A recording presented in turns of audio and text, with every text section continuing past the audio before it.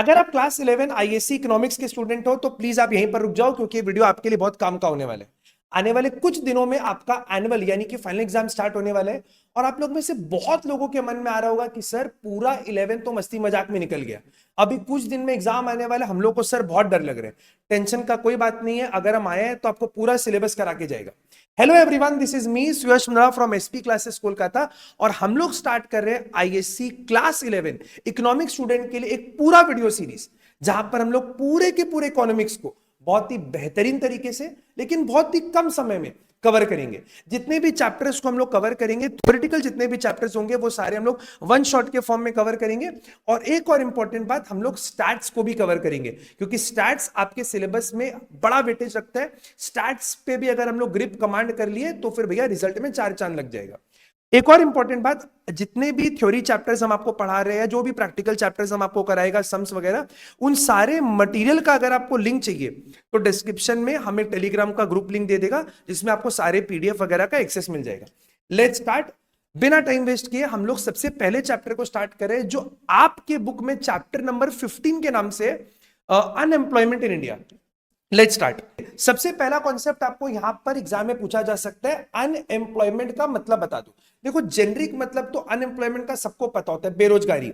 लेकिन अनएम्प्लॉयमेंट को टेक्निकली कैसे डिफाइन करते हैं, तो बोलता है सर अनएम्प्लॉयमेंट का मतलब होता है, अनएम्प्लॉयमेंट एक ऐसा सिचुएशन है, अनएम्प्लॉयमेंट एक ऐसा सिचुएशन है जहां पर कुछ एबल बॉडीड पर्सन, अनएम्प्लॉयमेंट एक ऐसा सिचुएशन है जहां पर कुछ एबल बॉडीड पर्सन, जिनके पास काम करने का एबिलिटी है, जिनके पास काम करने का विलिंगनेस है, जो भी उनको वेज रेट मिल रहा है वो वेज रेट उनको चलेगा, लेकिन उसके बावजूद भी उनको काम नहीं मिल रहा है, उसके बावजूद भी उनको काम नहीं मिल रहा है, और वो एक रेगुलर इनकम अर्न नहीं कर पा रहे।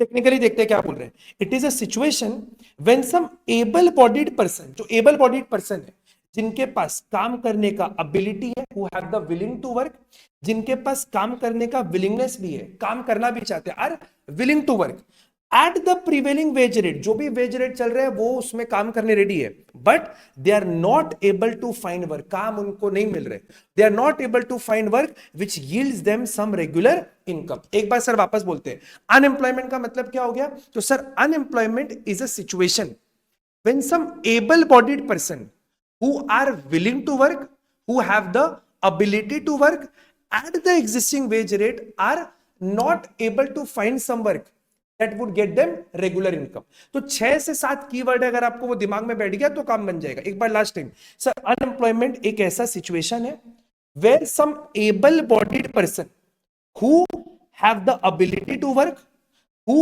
are willing to work at the prevailing wage rate, but are not able to find some work that would give them regular income। I think यहां तक का बात आपको समझ में आता है। हम लोग एक और छोटे से टॉपिक पे चलते हैं, जिस यहां पर आपको पूछा जाता है सर अनएम्प्लॉयमेंट रेट का मतलब क्या है। तो देखिए, अनएम्प्लॉयमेंट रेट एक परसेंटेज है जो क्या बताता है कि मेरे टोटल वर्कफोर्स में से, मेरे टोटल वर्कफोर्स में कितने ऐसे लोग हैं जो अनएम्प्लॉयड है। तो सर फॉर्मूला क्या बना, टोटल कितने अनएम्प्लॉयड है डिवाइडेड बाई मेरा जो टोटल वर्कफोर्स या टोटल लेबर फोर्स है इनटू 100।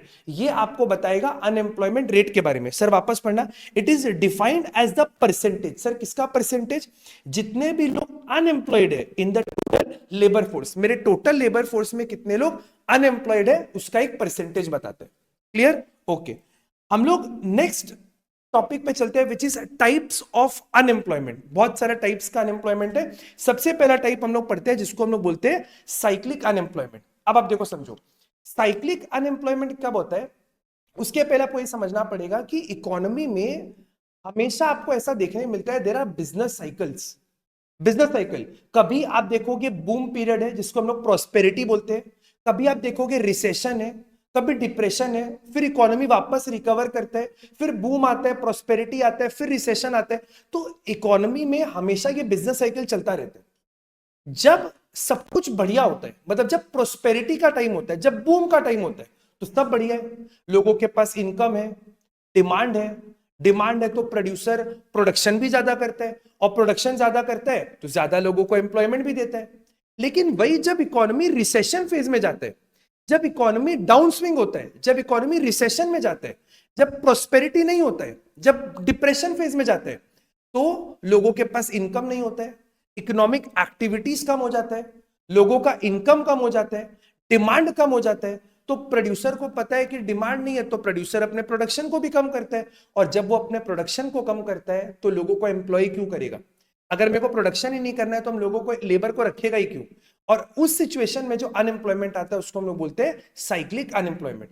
पूरे डेफिनेशन को 4 पार्ट में बांटा गया। सबसे पहला, this unemployment is associated with down swing या डाउन साइजिंग भी आप लिख सकते हैं, and depression phase of business cycle.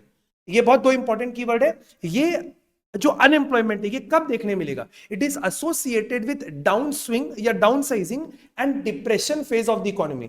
जब आपका इकोनॉमी डिप्रेशन फेज में जाता है, जब इकोनॉमी आपका डाउन स्विंग में जाता है, तब आपको ये अनएम्प्लॉयमेंट देखने मिलता है। अब बिजनेस साइकिल का बात करें तो सर बिजनेस साइकिल में देयर आर ऑल्टरनेटिंग पीरियड्स, कभी बढ़ रहा है, कभी कम हो रहा है, कभी प्रोस्पेरिटी, कभी रिसेशन, कभी प्रोस्पेरिटी रिसेशन। तो देयर आर ऑल्टरनेटिंग पीरियड्स। किस चीज का सर? प्रोस्पेरिटी एंड डिप्रेशन का। सर बिजनेस साइकिल में ऑल्टरनेटिंग फेजेस होते हैं, ऑल्टरनेटिंग फेजेस होते हैं। किस चीज का सर? प्रोस्पेरिटी एंड डिप्रेशन का। अब आप अगर इसका पढ़ो, प्रोस्पेरिटी के समय क्या होता है सर? प्रोस्पेरिटी के समय लेवल ऑफ इकोनॉमिक एक्टिविटी बढ़ता है। सर इकोनॉमिक एक्टिविटी का मतलब क्या हुआ? सर इकोनॉमिक एक्टिविटी का मतलब होता है लोगों का इनकम बढ़ रहा है। सर इनकम बढ़ता है, आउटपुट बढ़ता है, आउटपुट बढ़ता है तो एम्प्लॉयमेंट भी बढ़ता है। सर जब आपका इकोनॉमी बूम फेज में रहता है, प्रोस्पेरिटी फेज में रहता है, तो इकोनॉमिक एक्टिविटी बढ़ता है। सर इकोनॉमिक एक्टिविटी मतलब लोगों का इनकम बढ़ता है, डिमांड बढ़ता है, आउटपुट बढ़ता है, एम्प्लॉयमेंट भी बढ़ता है। लेकिन वही जब आपका इकोनॉमी डिप्रेशन फेज में होता है तो इकोनॉमिक एक्टिविटी कम हो जाता है। सर इकोनॉमिक एक्टिविटी कम का मतलब लोगों का इनकम कम हो जाता है। सर लोगों का इनकम कम हो जाता है, इनकम कम होता है तो परचेजिंग पावर कम हो गया, तो प्रोड्यूसर आउटपुट भी कम बनाते हैं, और आउटपुट के कारण अनएम्प्लॉयमेंट होता है। तो जो भी अनएम्प्लॉयमेंट अनएम्प्लॉयमेंट एसोसिएटेड होता है विद द डाउन स्विंग या डाउन साइजिंग या depression phase of the economy, उसको हम लोग बोलते हैं साइक्लिक अनएम्प्लॉयमेंट। तो डेफिनेशन को एक बार वापस बोलते हैं। देखिए 4 पॉइंट में डेफिनेशन को बांटा। सबसे पहले आपको बताना है कि ये जो अनएम्प्लॉयमेंट है ये कब देखने मिलता है। It is associated with down swing and depression phase of the economy. अब आपको बताना है सर बिजनेस साइकिल क्या होता है। तो sir business cycle alternating period होता है। बिजनेस साइकिल ऑल्टरनेटिंग पीरियड होता है जिसमें आपको प्रोस्पेरिटी डिप्रेशन देखने मिलते हैं। फिर आप बता दो प्रोस्पेरिटी के समय क्या होता है। थर्ड आप बता दो प्रोस्पेरिटी के समय क्या होता है। सर प्रोस्पेरिटी में क्या होता है? इकोनॉमिक एक्टिविटी बढ़ता है, इनकम बढ़ता है, आउटपुट बढ़ता है, तो एम्प्लॉयमेंट भी बढ़ता है। लेकिन जब डिप्रेशन फेज आता है तो इकोनॉमिक एक्टिविटी कम हो जाता है, low income, low output and hence low employment. क्या मेरा बात क्लियर है? ओके सर इस टॉपिक पे बढ़ते एम्प्लॉयमेंट। देखिए फ्रिक्शनल अनएम्प्लॉयमेंट कब होता है? जब लेबर के डिमांड और सप्लाई के बीच में एडजस्टमेंट का लैकिंग होता है। लेबर का demand should be equal to labour का सप्लाई। अगर ऐसा हो गया जितना लेबर का डिमांड है उतना ही लेबर का सप्लाई है तो अनएम्प्लॉयमेंट का प्रॉब्लम हुआ ही नहीं। लेकिन जब लेबर के डिमांड और सप्लाई में एडजस्टमेंट का कमी होता है, मतलब एक ऐसा unemployment which arises because of lack of adjustment between demand and supply for labour. तो लेबर के डिमांड और सप्लाई के बीच में जब लैक ऑफ एडजस्टमेंट होता है उसके कारण जो अनएम्प्लॉयमेंट आता है उसको हम लोग बोलते हैं फ्रिक्शनल अनएम्प्लॉयमेंट। अब सर ये होता क्यों है? तो इसका होने का कुछ कारण हमको बताए। इट ऑकर्स ड्यू टू, हो सकता है कि प्रोडक्ट का डिमांड कम हो गया। सर अगर प्रोडक्ट का डिमांड कम होगा तो लेबर का भी डिमांड कम होगा। दूसरा, व्हेन पीपल चेंज जॉब, जब लोग एक शहर से दूसरे शहर में, एक स्टेट से दूसरे स्टेट में, एक कंट्री से दूसरे कंट्री में जाते हैं तो भी कुछ समय लोगों के पास जॉब नहीं रहता है। और तीसरा, इकोनॉमिक प्रोग्रेस के कारण जब ओल्ड इंडस्ट्री श्रिंक करते हैं, जितने भी आपके ओल्ड इंडस्ट्रीज है वो कॉन्ट्रैक्ट कर रहे हैं और जितने भी नए इंडस्ट्रीज है वो अराइज हो रहे हैं, वो एक्सप्लोड कर रहे हैं। मतलब आप ऐसा समझो जैसे न्यूज़पेपर इंडस्ट्री, जो न्यूज़पेपर प्रिंटिंग इंडस्ट्री है, आप मानते हो न्यूज़पेपर प्रिंटिंग इंडस्ट्री एक ऐसा इंडस्ट्री है जो धीरे धीरे कॉन्ट्रैक्ट हो रहे हैं। तो जब वो कॉन्ट्रैक्ट हो रहे हैं तो वहां पर लेबर का डिमांड नहीं है, और नए इंडस्ट्री जहां पर आ रहे हैं वहां पर लेबर का डिमांड है। तो ये जो एक जगह डिमांड है, एक जगह डिमांड नहीं है, एक जगह सप्लाई, एक जगह सप्लाई नहीं है, इनके बीच में क्योंकि एडजस्टमेंट नहीं हो पा रहे, इसके कारण जो अनएम्प्लॉयमेंट आता है उसको हम लोग बोलते हैं फ्रिक्शनल अनएम्प्लॉयमेंट। लेकिन ये अनएम्प्लॉयमेंट एक टेम्पररी फिनोमेना है जो कुछ समय में रिजॉल्व किया जा सकता है। एग्जाम में आपको डिफरेंस पूछा जाता है, difference between frictional and structural unemployment. तो फ्रिक्शनल अनएम्प्लॉयमेंट में एक पहला डिफरेंस जो आप लिख सकते हो कि एक टेम्पररी फिनोमेना है, और स्ट्रक्चरल जब आपको पढ़ाएगा तो उसका भी पॉइंट हम आपको बता देगा। वापस एक बार, सर फ्रिक्शनल अनएम्प्लॉयमेंट क्यों होता है? सर फ्रिक्शनल अनएम्प्लॉयमेंट होता है because of lack of adjustment between demand and supply of labour force. Labour force के डिमांड और सप्लाई में जब लैक होता है उसके कारण जो अनएम्प्लॉयमेंट होता है उसको हम लोग बोलते हैं फ्रिक्शनल अनएम्प्लॉयमेंट। सर ये क्यों होता है? इसका 3 कारण आपको बताया। सबसे पहला बोला चेंज इन डिमांड, सबसे पहला बोला चेंज इन डिमांड, तो पहला बोला चेंज इन डिमांड। दूसरा, when old industries, economic progress के कारण जब ओल्ड इंडस्ट्रीज कॉन्ट्रैक्ट करते हैं और नए इंडस्ट्रीज आते हैं, ओल्ड इंडस्ट्रीज कॉन्ट्रैक्ट, नए इंडस्ट्रीज आते हैं। और तीसरा आपको पॉइंट यहां पर बताया, when people change job, when existing worker change job, और ये टेम्पररी फिनोमेना है। तो 3 पॉइंट अगर आप पढ़ लोगे तो आपका काम हो जाएगा। वापस एक बार last time, sir frictional unemployment क्या होता है? सर फ्रिक्शनल अनएम्प्लॉयमेंट एक ऐसा सिचुएशन होता है which arises because of lack of adjustment between demand and supply of labour, because of lack of adjustment between demand and supply of labour. Sir इसका कितना कारण पढ़े? सर इसका 3 कारण पढ़ेंगे। सबसे पहला चेंज इन डिमांड, दूसरा when existing worker change job, तीसरा इकोनॉमिक प्रोग्रेस के कारण, because of economic progress old industries contract and new industries expand, और ये टेम्पररी फिनोमेना है। आगे बढ़ते। सर नेक्स्ट आपको बोला है स्ट्रक्चरल अनएम्प्लॉयमेंट। ये अनएम्प्लॉयमेंट पता है क्यों आता है? Because of lack of job opportunity. Job opportunity के कमी होने के कारण, जॉब अपॉर्चुनिटी के कमी होने के कारण जो अनएम्प्लॉयमेंट आपको देखने मिलता है वो स्ट्रक्चरल अनएम्प्लॉयमेंट है। मैक्सिमम कंट्रीज में जितना भी आपको अनएम्प्लॉयमेंट, जैसे डेवलपिंग कंट्रीज में, जैसे इंडिया में लोगों के पास जो बोलते हैं कि हमारे पास जॉब नहीं है, क्यों नहीं है? Because of limited job opportunity. Sir job opportunities नहीं है इसीलिए लोग अनएम्प्लॉयड है। अब आपके मन में आएगा सर जॉब अपॉर्चुनिटीज क्यों नहीं है? क्योंकि हमारे कंट्री में कैपिटल फॉर्मेशन नहीं हो रहा है, हमारे कंट्री में there is shortage of capital equipment and other complementary resources. Sir हमारे यहां पर जितने भी कैपिटल इक्विपमेंट है, कैपिटल इक्विपमेंट मतलब हो गया जैसे आपका जितना भी फिक्स एसेट है, प्लांट, मशीन, इन्वेस्टमेंट, इनकी कमी है। और बिजनेस करने के लिए और भी जो कॉम्प्लीमेंट्री रिसोर्स चाहिए उसकी भी कमी है।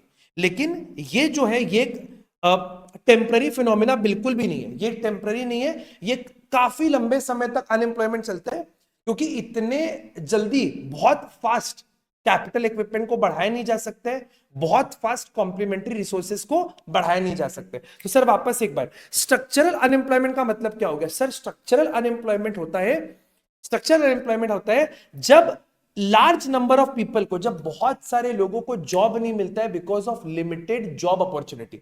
जब सर बहुत सारे लोगों को जॉब नहीं मिल पाता because of limited job opportunity. It refers to a situation with large number of people, ये हो गया large number of people are not able to get work because of limited job opportunity.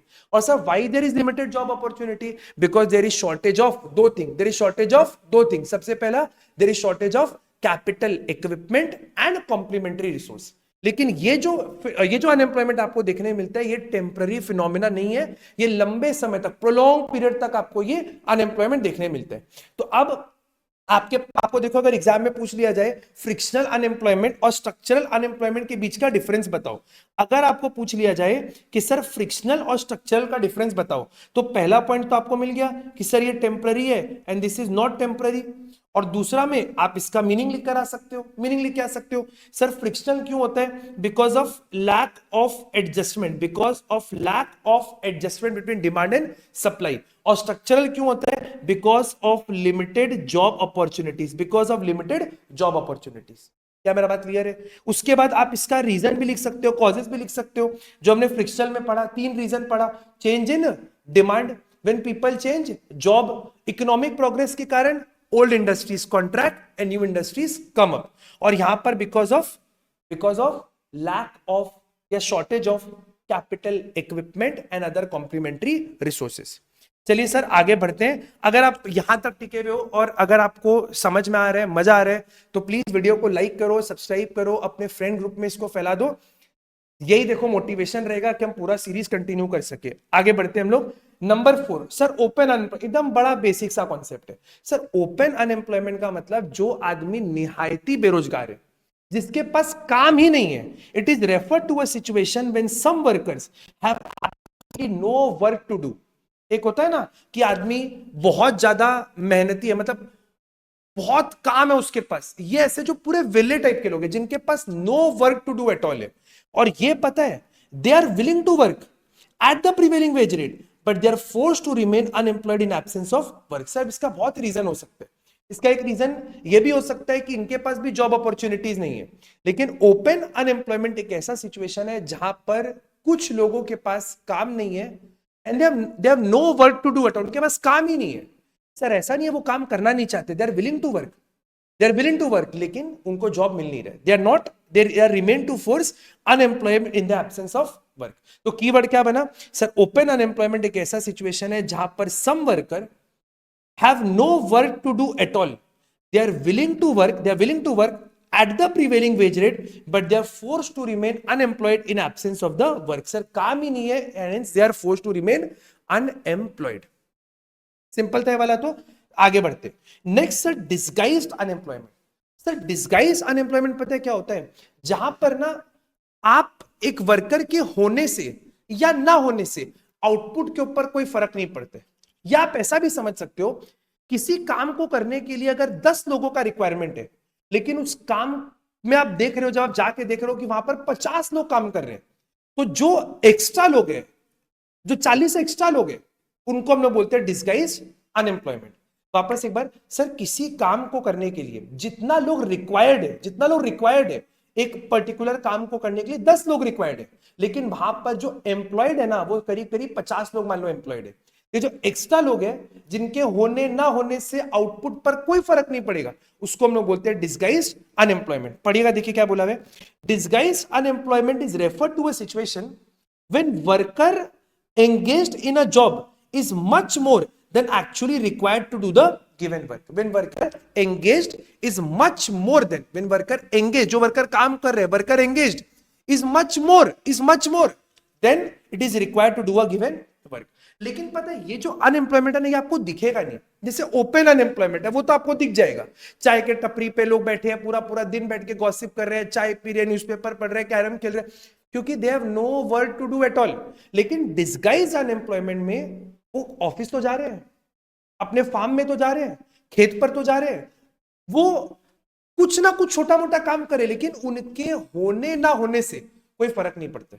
वो अगर नहीं हो तो भी उतना ही काम होगा, वो होंगे तो भी उतना ही काम होगा। इसीलिए ये आपको दिखता नहीं है, it is not visible, it is concealed या फिर हिडन। वापस एक बार सर, डिस्गाइज अनएम्प्लॉयमेंट का मतलब क्या होता है? व्हेन पीपल जितने लोग एंगेज्ड है, when the number of people engaged, पहला word, when the number of people engaged are much more than it is required to do a given work. लेकिन ये आपको दिखेगा नहीं, विजिबल नहीं है, ये कंसील्ड या फिर हिडन होता है। और एक इंपॉर्टेंट बात, आपको 3 रीजन बताए क्यों डिस्गाइज अनएम्प्लॉयमेंट देखने मिलता है। सर एक तो लेबर फोर्स बहुत ज्यादा है, सर पहला सिंपल सा बात है, बहुत लेबर फोर्स है। दूसरा sir, non availability of alternative employment opportunity in the urban sector. Sir alternative कोई और काम नहीं मिल रहा उनको। और agriculture as a family occupation, agriculture as a family occupation, एक गांव में एक फैमिली है जिनके पास 1 एकड़ जमीन है, उसमें कुछ लोग काम कर रहे हैं, जितने भी फैमिली के मेंबर्स एलिजिबल हो रहे हैं काम करने के लिए, वो सब उसी खेत में जाके काम कर रहे हैं, चाहे उनका जरूरत हो या ना हो। तो वापस एक बार सर, डिस्गाइज अनएम्प्लॉयमेंट का मतलब number of worker engaged is much more than it is required to do a particular work. किसी काम को करने के लिए जितना लोग का रिक्वायरमेंट है उससे ज्यादा लोग एंगेज्ड है। ये बिल्कुल भी विजिबल नहीं है, ये बिल्कुल हिडन होता है, कंसील्ड होता है। और 3 इसका आपको रीजन बताया। सबसे पहला आपको बोला large population, large labour force, बहुत सारा लोग हैं। सर अर्बन सेक्टर में क्या देखने मिलता है? जब लोगों के पास non availability of alternative employment opportunity, जब उनके पास और कोई ऑल्टरनेटिव काम नहीं है। जैसे मान लो फॉर एग्जांपल एक फैमिली ओन्ड बिजनेस है, शहरों में अर्बन सेक्टर में फैमिली ओन्ड बिजनेस है, 4 भाई लोग जॉब कर रहे थे, अभी उनके बच्चे भी आए हैं, उनके बच्चे मान लो 18 19 20 21 साल के हो गए, वो भी आके काम कर रहे हैं। क्यों? उनके पास और कोई ऑल्टरनेटिव काम नहीं है। और एग्रीकल्चर में तो ये आपको देखने मिलता ही है। नेक्स्ट हम लोग बात करते हैं अंडर एम्प्लॉयमेंट के बारे में। सर, अंडर एम्प्लॉयमेंट एक ऐसा सिचुएशन है जहां पर आप जो काम कर रहे हो, आप जो काम कर रहे हो या आपको उस काम में जितना इनकम मिल रहा है वो आपके कंपिटेंसी, आपके क्वालिफिकेशन से बहुत कम काम है। It is a situation when the employed persons when the employed person are contributing to the production and income which is less than what they are really capable of। आप जितना production में और income में contribute कर रहे हो, आप जितना प्रोडक्शन में इनकम में कंट्रीब्यूट कर रहे हो, it is much less, it is much less than what the person is really capable of. जितना आप के अंदर पोटेंशियल है, जितना आपके अंदर कैपेबिलिटी है, उससे कम आप प्रोडक्शन में, उससे कम आप इनकम में कंट्रीब्यूट कर रहे हो। फॉर एग्जांपल मान लीजिए एक ऑटोमोबाइल इंजीनियर है, ऑटोमोबाइल इंजीनियर है, पढ़ाई लिखाई सब किया, लेकिन क्योंकि उनके पास जॉब नहीं है तो वो एक मान लो लोकल गैराज में मैकेनिक का काम कर रहे हैं। मतलब he is contributing less to the production and income what is really capable of. जो उनका कैपेबिलिटी है उससे वो बहुत कम कंट्रीब्यूट कर रहे हैं प्रोडक्शन में और इनकम में। मेरा बात आप लोग को यहां तक समझ में आ रहा है? जी हाँ सर, समझ में आ रहा है। आगे बढ़ो। आगे सर नेक्स्ट होता है सीजनल अनएम्प्लॉयमेंट। अब देखो सीजनल अनएम्प्लॉयमेंट क्या होता है? जहां पर वर्कर के पास कुछ दिन, कुछ महीने, एक साल में उनके पास काम ही नहीं है। जहां पर it is refer to a situation when people get work only during some days. कुछ दिन तक काम है, कुछ महीने तक काम है, लेकिन regularly through out the year उनके पास काम नहीं। ये एक ऐसा सिचुएशन है जहां पर वर्कर के पास कुछ दिन या कुछ मंथ्स इन अ ईयर में उनके पास काम है, कुछ दिन काम है, कुछ मंथ काम है, लेकिन बाकी समय दे रिमेन अनएम्प्लॉयड। सर ये कहां देखने मिलता है? कि सबसे ज्यादा आपको देखने मिलता है एग्रीकल्चर में, because agriculture is a seasonal business. जब हार्वेस्ट का सीजन होता है तो उनके पास काम है, फिर जब हार्वेस्ट नहीं है तो उनके पास काम नहीं है। लेकिन ये चीज आपको इंडस्ट्रीज में भी देखने मिलता है, स्पेशली मान लो एग्रो बेस्ड टाइप का इंडस्ट्रीज, ऐसा इंडस्ट्रीज जो एग्रीकल्चर के ऊपर डिपेंडेंट है। अब अगर एग्रीकल्चर में स्लो डाउन आएगा तो जितना भी आपका एग्रो बेस्ड इंडस्ट्रीज है, जैसे मान लो टेक्सटाइल हो गया, जूट हो गया, कॉटन हो गया, इनमें भी स्लम आएगा। क्या मेरा बात समझ में आ रहा है? तो सीजनल अनएम्प्लॉयमेंट आपको कब देखने मिलता है, या इसका मतलब क्या होता है? When worker are employed only during some days or some months in a year। एक साल में कुछ मंथ या कुछ दिन में उनके पास काम है और बाकी समय दे रिमेन अनएम्प्लॉयड। सर ये दो जगह पर देखने मिलता है। एग्रीकल्चर में तो बहुत प्रिडोमिनेंट, एग्रीकल्चर में तो मतलब प्रिडोमिनेंटली बहुत ज्यादा आपको देखने मिलता है, लेकिन ऐसा बात नहीं, इंडस्ट्रीज में भी देखने मिलता है। Seasonal unemployment occurs in certain industries also such as agro based industries, such as agro based industries. Okay sir, unemployment का मतलब क्या है? सर एजुकेटेड अनएम्प्लॉयमेंट होता है मतलब आपके पास, आप पढ़ाई वढ़ाई सब हो गया, पढ़ाई हो गया, डिग्री विग्री आ गया, लेकिन आपको काम नहीं मिल रहा है, लेकिन आपको काम नहीं मिल रहा है। व्हेन ये कहां देखने मिलता है? It is referred to unemployment among educated people. It is referred to unemployment among educated people, unemployment among the educated people. अब सर ये ऐसा क्यों आता है? देखो एक तो ना बहुत सारे एजुकेशनल इंस्टीट्यूशंस बने जा रहे हैं, बहुत सारे स्कूल कॉलेजेस भर भर के बने जा रहे हैं because of rapid expansion of educational facility. जो लोग को नॉर्मली डिग्री नहीं मिलता, काम नहीं मिलता, डिग्री नहीं मिलता बेसिकली उनको भी काम, उनको भी डिग्री मिल रहे हैं। जितने लोग को नॉर्मली ऐसे कोई डिग्री विग्री नहीं मिलता, क्योंकि इतने सारे एजुकेशन कॉलेजेस यूनिवर्सिटीज खुल गए कि भैया हर किसी को डिग्री पकड़ा दी है। अब क्या होगा? बट डिग्री तो है लेकिन आपके पास काम नहीं है। It is referred to a situation of unemployment among educated people. और ये क्यों होता है? Because of rapid expansion of education facility. और दूसरा, हमारा जो एजुकेशन सिस्टम है it is not related to the available employment opportunity. जो एम्प्लॉयमेंट का अपॉर्चुनिटी है, जो एम्प्लॉयमेंट का अपॉर्चुनिटी है, उसके हिसाब से हमारा एजुकेशन सिस्टम रिलेटेड नहीं है। Our education system is not related to the current employment opportunities. क्या मेरा बात आपको समझ में आ रहा है? जी हाँ सर, समझ में आ रहा है। नेक्स्ट सर, हम technological unemployment. Sir technological unemployment क्यों होता है? बहुत सारे पता है बिजनेस ओनर्स होते हैं, फैक्ट्री ओनर्स होते हैं जो लेबर पे डिपेंडेंसी कम करना चाहिए। देखो लेबर से माथापच्ची ना बहुत झंझट वाला चीज है। लेबर आएगा, उसके संग माथापच्ची करो, ये तुम ये करो वो करो। So people nowadays are preferring to automate their business, कि हम लेबर इंटेंसिव नहीं, लेबर सेविंग टेक्नोलॉजी पे शिफ्ट हो जाए। तो जब आप लेबर सेविंग टेक्नोलॉजी पे जाओगे, जब आप लेबर सेविंग टेक्नोलॉजी पे जाओगे, तो आपको लेबर का रिक्वायरमेंट ही नहीं है, एंड हेंस कुछ लोग अनएम्प्लॉयड हो जाते हैं। So technological unemployment refers to unemployment that arises because of use of labour saving technique. Labour intensive नहीं sir, labour saving technique use करते हैं। लेबर सेविंग टेक्निक क्या होता है? Which uses more of capital, less of labour to produce a given amount of output. क्योंकि भैया simple सा बात है, लोग को पता है लेबर हो सकता है कभी इनएफिशिएंट हो, लेकिन machines are always efficient, machine हमेशा एफिशिएंट होता है। तो they try to shift to labour saving technique. और लेबर सेविंग टेक्निक में जब आप शिफ्ट करते हो, जब आप लेबर सेविंग टेक्निक में शिफ्ट करते हो, तो आप ज्यादा कैपिटल यूज करते हो, लेबर कम यूज करते हो, हेंस अनएम्प्लॉयमेंट तो आना ही है। तो ये अनएम्प्लॉयमेंट कब आता है? When people shift to labour saving technique, labour saving technology. It arises when people shift to labour saving technique. Labour saving technique क्या होता है? जहां पर ज्यादा कैपिटल यूज होता है और लेबर कम यूज होता है। देखिए नेक्स्ट टॉपिक में हम लोग बात कर रहे हैं reasons for unemployment in India. जितना भी हम लोग टाइप्स का अनएम्प्लॉयमेंट पढ़े, अभी हम लोग पढ़े बहुत सारे टाइप्स का अनएम्प्लॉयमेंट, हम लोग को भी ये समझना है कि इंडिया में अनएम्प्लॉयमेंट आखिर होता क्यों है, क्या रीजन अनएम्प्लॉयमेंट का। पहला बड़ा बेसिक सा रीजन है rapid population growth. Population grow होने से अनएम्प्लॉयमेंट का डायरेक्ट कोरिलेशन है। जितना ज्यादा पॉपुलेशन ग्रो करेगा, टेक्निकली उतना ज्यादा अनएम्प्लॉयमेंट बढ़ने का चांस है। अब देखिए सुनिएगा ध्यान से, हम जो आपको बोलना चाह रहे हैं, जनरली पता है स्टूडेंट्स का माइंडसेट क्या होता है कि हम लोग ना बोल्ड पॉइंट याद कर लेते हैं, अंदर का तो हम अपने मन से लिख ही देगा, फिर अंदर में आप क्या लिखते हो वो खाली आप ही को पता है। हर बच्चा पहला पॉइंट ये लिख देगा, unemployment is the biggest reason for unemployment is rapid population growth. पहला पॉइंट तो लोग यही लिखेगा। लेकिन आपको एक संवाद समझना पड़ेगा, अगर आप अंदर 2-3 क्लियर गुड पॉइंट्स नहीं लिखते हो तो फिर आपको मार्क्स नहीं मिलेगा। प्लस अगर आप अंदर का कंटेंट को ढंग से समझ कर कीवर्ड नहीं याद करके जाओगे तो 100% आप कुछ, अगर एमसीक्यू बनता है, कोई केस स्टडी बनता है, तो आप वो भी अटेम्प्ट नहीं कर पाओगे। प्लस टीचर देख के समझ जाता है कि भाई बिना पढ़े आए, ये खाली अपने मन से ज्ञान फेंक रहे, तो टीचर भी फिर वैसे ही मार्क्स आपको देते हैं। तो ध्यान से समझिएगा। देखिए सबसे पहला बात आपको क्या बताया, पॉपुलेशन अगर बढ़ेगा तो सीधा बात है भैया लेबर का सप्लाई बढ़ेगा।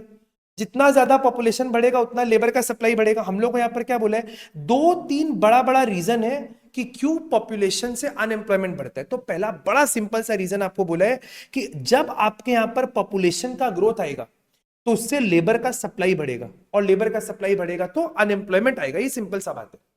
दूसरा बड़ा अच्छा पॉइंट है, जब पॉपुलेशन बढ़ता है ना, देखिए किसी भी कंट्री के लिए, किसी भी इकोनॉमी के लिए इन्वेस्टमेंट का 2 तरीका होता है। या तो आप पैसा लगा दो अपने पॉपुलेशन के मेंटेनेंस में, day to day expenditure, revenue expenditure type maintenance expenditure, या आप उस पैसे को लगा दो कैपिटल एक्सपेंडिचर में, इंफ्रास्ट्रक्चर में, सोशल ओवरहेड्स में, schools, colleges, power, bridge, railway, defence, telecommunication. तो फिर आपके कंट्री में देखो जॉब अपॉर्चुनिटीज भी बनेगा। लेकिन जिस कंट्री में पॉपुलेशन बहुत ज्यादा होता है, तो वहां पर उनके पास कैपिटल फॉर्मेशन के लिए रिसोर्स अपने आप कम हो जाता है। रिसोर्स तो उतना ही है ना, या तो आप अपने पॉपुलेशन का मेंटेनेंस कर लो, या आप उससे कैपिटल फॉर्मेशन इन्वेस्टमेंट कर लो। तो जब आपके कंट्री में पॉपुलेशन ग्रोथ बहुत ज्यादा होता है, इससे कैपिटल फॉर्मेशन कम हो जाता है। और जब आपका कैपिटल फॉर्मेशन कम होगा, जब कैपिटल फॉर्मेशन ही नहीं होगा, जब 100 रुपए इनकम है, वो सारा पैसा चला गया आपके मेंटेनेंस में, तो जाहिर सा बात है आपके पास सेविंग्स नहीं होगा। जब सेविंग्स नहीं होगा तो इन्वेस्टमेंट नहीं होगा, जब इन्वेस्टमेंट नहीं होगा तो कैपिटल फॉर्मेशन नहीं होगा, और कैपिटल फॉर्मेशन नहीं होगा तो भैया जॉब अपॉर्चुनिटीज क्रिएट कैसे होगा। तो पॉपुलेशन एक बहुत बड़ा रोल प्ले करता है किसी भी कंट्री के अनएम्प्लॉयमेंट को जज करने में। तो आपको 2 रीजन बताया। सबसे पहला, अनएम्प्लॉयमेंट, पॉपुलेशन ग्रो करने से लेबर का सप्लाई बढ़ता है, लेबर का सप्लाई बढ़ने से डायरेक्टली अनएम्प्लॉयमेंट में कंट्रीब्यूशन आता है। दूसरा बोलता है कि जब किसी भी कंट्री में एम्प्लॉयमेंट ग्रोथ आता है, जब भी किसी कंट्री में पॉपुलेशन ग्रोथ आता है, जब भी किसी कंट्री में पॉपुलेशन का ग्रोथ आता है, तो लोगों का सेविंग्स कम हो जाता है क्योंकि मैक्सिमम पैसा गोज इनटू मेंटेनेंस एक्सपेंडिचर, तो इकोनॉमी का सेविंग्स कम हो जाता है। जब सेविंग्स कम होगा तो इन्वेस्टमेंट कम होगा, इन्वेस्टमेंट कम होगा तो कैपिटल फॉर्मेशन कम होगा, कैपिटल फॉर्मेशन नहीं होगा, अगर कैपिटल ही क्रिएट नहीं होगा, अगर बिजनेसेस क्रिएट नहीं होगा तो जॉब अपॉर्चुनिटीज कैसे क्रिएट होगा, और जब जॉब अपॉर्चुनिटीज क्रिएट नहीं होगा तो 100% अनएम्प्लॉयमेंट तो बढ़ेगा ही। आई थिंक यहां तक क्लियर है। नेक्स्ट पॉइंट हम लोग ऑलरेडी पढ़ चुके हैं, labour saving technology, labour saving technology use, या फिर आप बोल सकते हो use of capital intensive technology. Sir capital intensive और लेबर सेविंग एक ही होता है। Sir what is capital intensive? Which uses more of capital less of labour. अब क्वेश्चन आता है सर ऐसा अचानक से क्या हो गया कि हम लोग कैपिटल इंटेंसिव टेक्नोलॉजी पे शिफ्ट हो गए? तो देखिए एक तो बड़ा रीजन है 1991 का लिबरलाइजेशन, एक तो बड़ा रीजन है। दूसरा और एक रीजन है उसी के अंदर में, लिबरलाइजेशन के अंदर में गवर्नमेंट ने कैपिटल मतलब मशीनरी वगैरह पे, कैपिटल इंटेंसिव टेक्नोलॉजीज पे इंटरेस्ट रेट को कम कर दिया है कि आप जो लोग लोन लेके खरीदते हैं तो लोन पे इंटरेस्ट रेट को कम कर दिया कि आप मशीन लगा रहे हो, फैक्ट्री लगा रहे हो, ऑटोमेट कर रहे हो तो इंटरेस्ट रेट कम हो गया। दूसरा, मशीनरी के इंपोर्ट पर टैरिफ को भी कम कर दिया, और गवर्नमेंट ने इन्वेस्टमेंट्स पर बहुत सारा कंसेशन, सब्सिडी ऐसा देना चालू कर दिया। समझिएगा प्लीज ध्यान से, लेबर सेविंग टेक्निक या फिर कैपिटल इंटेंसिव टेक्निक यूज करने से भी अनएम्प्लॉयमेंट बहुत ज्यादा बढ़ता है। सर लेकिन रीजन आप बताओ कि सर अचानक से ऐसा क्या हुआ कि लोग labour intensive capital intensive technology पे चले गए? Sir what are the reasons? Sir there are various policies of the government. Sir government का बहुत सारा पॉलिसी है जिसके कारण investors, producers are moving to capital intensive technology. Sir क्या रीजन बताओ? सर सबसे पहला रीजन है, देखो इंटरेस्ट आपको बहुत कम रेट पे मिलता है, लो इंटरेस्ट रेट पे लोन मिल रहा है, लोग कैपिटल इंटेंसिव टेक्नोलॉजी पे शिफ्ट हो रहे हैं। दूसरा, गवर्नमेंट ने इंपोर्ट पे, कैपिटल गुड्स के, मशीनरी वगैरह के इंपोर्ट पर ड्यूटी को बहुत ज्यादा कम कर दिया गया। ये हो गया आपका सेकंड पॉइंट। थर्ड, गवर्नमेंट ने सब्सिडी ऑफर करना चालू कर दिया इन्वेस्टमेंट पे। इन्वेस्टमेंट करोगे तो गवर्नमेंट आपको सब्सिडी या फिर कंसेशन देगा। इन सब चीजों ने एनकरेज किया लोगों को कि आप कैपिटल इंटेंसिव टेक्नोलॉजी पे अडॉप्ट कर लो, और कैपिटल इंटेंसिव टेक्निक ऑब्वियसली आपका लेस एम्प्लॉयमेंट जनरेट करता है। तो सर वापस एक बार, अभी तक हम लोग 2 पॉइंट पढ़े। सबसे पहला पॉइंट हम लोग क्या पढ़े? हम लोग सर बात कर रहे हैं इंडिया में अनएम्प्लॉयमेंट किन किन चीजों से बढ़ता है। तो सर सबसे पहला रीजन हमने बात किया इस population growth. Sir population growth क्यों? सर 2 रीजन है। पॉपुलेशन बढ़ेगा तो लेबर का सप्लाई बढ़ेगा। सर पॉपुलेशन बढ़ेगा तो लेबर का सप्लाई बढ़ेगा। पॉपुलेशन बढ़ने के कारण मेंटेनेंस एक्सपेंडिचर ज्यादा होता है, सेविंग्स कम होता है, इन्वेस्टमेंट कम होता है, कैपिटल फॉर्मेशन कम होता है, जॉब अपॉर्चुनिटीज कम होता है, which again contributes to unemployment. Sir दूसरा बेसिक सा पॉइंट हमने बात किया use of capital intensive technique. अब क्वेश्चन आता है सर कैपिटल इंटेंसिव टेक्निक में लोग इतना ज्यादा शिफ्ट क्यों हो रहे हैं? क्योंकि गवर्नमेंट का बहुत सारा पॉलिसीज है। गवर्नमेंट ने अपने पॉलिसीज के थ्रू इंटरेस्ट रेट को कम कर दिया, गवर्नमेंट कैपिटल गुड्स के इंपोर्ट पर सब्सिडी को कम कर दिया, और गवर्नमेंट बहुत सारा कंसेशंस वगैरह देने लग गया। थर्ड, ये बात हम लोग अभी थोड़ा देर पहले किए थे, लो रेट ऑफ इकोनॉमिक ग्रोथ। अभी जस्ट हम लोग बात किए कि अगर कंट्री में सेविंग्स नहीं होगा, इन्वेस्टमेंट नहीं होगा तो इकोनॉमिक ग्रोथ आएगा कहां से? सर इकोनॉमिक ग्रोथ का मतलब होता है increase in GDP, increase in production. तो सर वो होगा कैसे? जब सेविंग्स ही नहीं होगा, इन्वेस्टमेंट नहीं होगा, कैपिटल फॉर्मेशन नहीं होगा, तो ये पॉसिबल ही नहीं है। तो बोलता है इकोनॉमिक ग्रोथ डिटरमाइन करता है कितना नया जॉब्स क्रिएट हो रहे हैं। इकोनॉमिक ग्रोथ मतलब increase in GDP. Non agricultural sector, non agriculture मतलब जो इंडस्ट्रियल सेक्टर है, the modern industrial sector is growing at a very slow pace. जितना भी हमारा नॉन एग्रीकल्चरल सेक्टर है, इंडस्ट्रियल सेक्टर है, वो बहुत स्लो रेट से ग्रो कर रहे हैं, ठीक है। और दूसरा, this has not only led to open unemployment, इसके कारण लोगों के पास जॉब नहीं है, but also had put much pressure on the land resulting in disguised unemployment in the agriculture. Sir इसके कारण एग्रीकल्चर के ऊपर भी इंपैक्ट पड़े। आपको यहाँ पे ध्यान क्या रखना है? सबसे पहला ध्यान रखना है लो रेट ऑफ इकोनॉमिक ग्रोथ। तो क्वेश्चन क्या बोलता है? टॉपिक ये बोलता है कि अगर किसी भी कंट्री में इकोनॉमिक ग्रोथ कम होगा, अगर किसी भी कंट्री में इकोनॉमिक ग्रोथ कम होगा तो भैया जॉब अपॉर्चुनिटीज बनेगा ही नहीं। सर जॉब अपॉर्चुनिटीज क्यों नहीं है? उसका 2 रीजन हमने पढ़ लिया। एक तो पॉपुलेशन ग्रोथ बहुत ज्यादा है, सबसे बड़ा तो देखो पॉपुलेशन ग्रोथ बहुत ज्यादा है, और दूसरा जितनी हमारा नॉन एग्रीकल्चरल सेक्टर है, स्पेशली जो हमारा मॉडर्न इंडस्ट्रीज है, वो ग्रो कर रहा है eight a very slow rate, next sir, agriculture भी बहुत ज्यादा ग्रो नहीं कर रहे सर, एग्रीकल्चर भी बहुत ज्यादा ग्रो नहीं कर रहे। A low rate of growth in agriculture sector implies that the growth rate of employment in agriculture sector is also very low। Sir अगर एग्रीकल्चर सेक्टर का ग्रोथ रेट स्लो होगा तो एग्रीकल्चर सेक्टर में employment का growth भी slow होगा। Sir अगर agriculture sector तेजी से नहीं बढ़ेगा तो वहां पर एम्प्लॉयमेंट का रेट अपने आप कम हो जाएगा। Productivity in the agriculture sector is very low. Sir agriculture में ना प्रोडक्टिविटी का बड़ा प्रॉब्लम है, आउटपुट तेजी से नहीं बढ़ता है। क्यों नहीं बढ़ता है? बिकॉज छोटे टुकड़ों में कल्टीवेशन कर रहे हैं। दूसरा सर फार्मर के पास तो भैया कैपिटल है ही नहीं, वो मॉडर्न टेक्नोलॉजी पर शिफ्ट नहीं कर रहे, अभी भी आउटडेटेड टेक्नोलॉजी पर ही बैठा हुआ है। अब मल्टीपल क्रॉपिंग का भी कल्चर नहीं है, lack of multiple cropping, extensive pressure of population on land have added to the problem of seasonal and disguised unemployment in the agriculture sector। Sir वापस एक बार, सबसे पहला पॉइंट में आपको क्या बताया, अगर अगर एग्रीकल्चर सेक्टर में ग्रोथ रेट स्लो होगा, सर अगर एग्रीकल्चर सेक्टर में ग्रोथ रेट स्लो होगा, अगर एग्रीकल्चर सेक्टर में ग्रोथ रेट स्लो होगा तो अपने आप एग्रीकल्चर सेक्टर में एम्प्लॉयमेंट का भी ग्रोथ रेट स्लो होगा। अब आप रीजन बता दो कुछ कुछ कि एग्रीकल्चर सेक्टर में स्लो ग्रोथ क्यों है। क्योंकि सर एक तो लोग स्कैटर्ड है, sir scattered units of cultivation, छोटे छोटे टुकड़ों में कल्टीवेशन कर रहे हैं। सर दूसरा फार्मर के पास प्रोडक्शन को बढ़ाने के लिए, प्रोडक्टिविटी को बढ़ाने के लिए कैपिटल ही नहीं है, और फार्मर बेचारा जो टेक्निक यूज कर रहा है वो ऑलरेडी बहुत ज्यादा आउटडेटेड है, वो ऑलरेडी बहुत ज्यादा आउटडेटेड है। सर पांचवा रीजन, अभी सबसे पहला रीजन हम लोग क्या पढ़े सर, सबसे पहला रीजन हम लोग पढ़े low population growth. Sir population growth तो बहुत बड़ा कंट्रीब्यूशन है इंडिया में अनएम्प्लॉयमेंट का। सर दूसरा हमने पढ़ा we are shifting to capital intensive technology, sir capital intensive technology पर शिफ्ट कर रहे हैं। तीसरा हमने पढ़ा low rate of economic growth, sir economy fast grow नहीं कर रहे। और तीसरा low growth rate in the agriculture also. Sir next point है डिफेक्टिव एजुकेशन सिस्टम। ये थोड़ा देर पहले हम लोग बात की कि हमारे यहाँ जो एजुकेशन सिस्टम है वो बड़ा जनरल एजुकेशन देता है, वो जो एम्प्लॉयमेंट का ट्रेंड है उसके हिसाब से आपके यहाँ पर पढ़ाई नहीं हो रहा है। Education system is still based on traditional liberal lines, traditional liberal line पे बेस्ड है, मतलब it is not according to the needs of the country. Sir वो ट्रेडिशनल लाइंस पर अभी भी बेस्ड है।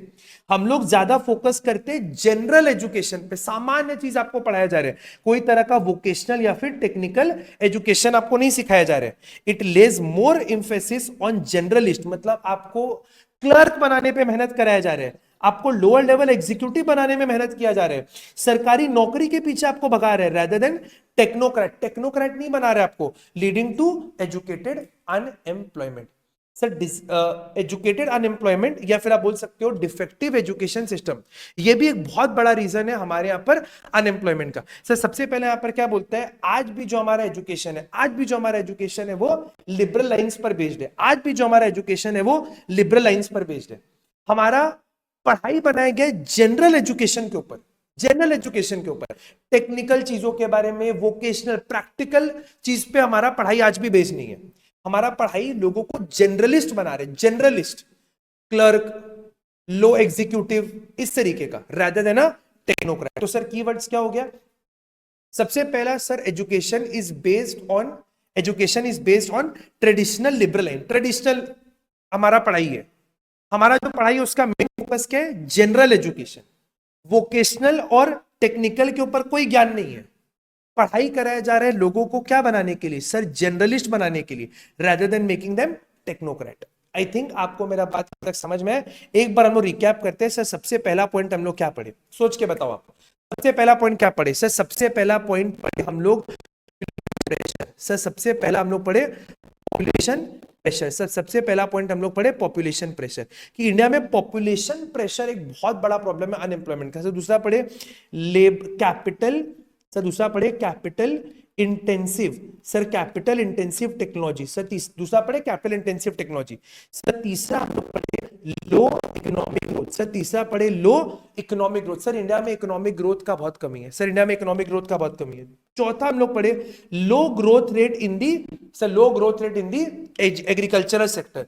और पांचवा पॉइंट हम लोग क्या पढ़े, डिफेक्टिव एजुकेशन सिस्टम। हमारे यहाँ जो एजुकेशन सिस्टम है वो बड़ा डिफेक्टिव है। आई थिंक आपको मेरा बात क्लियर है।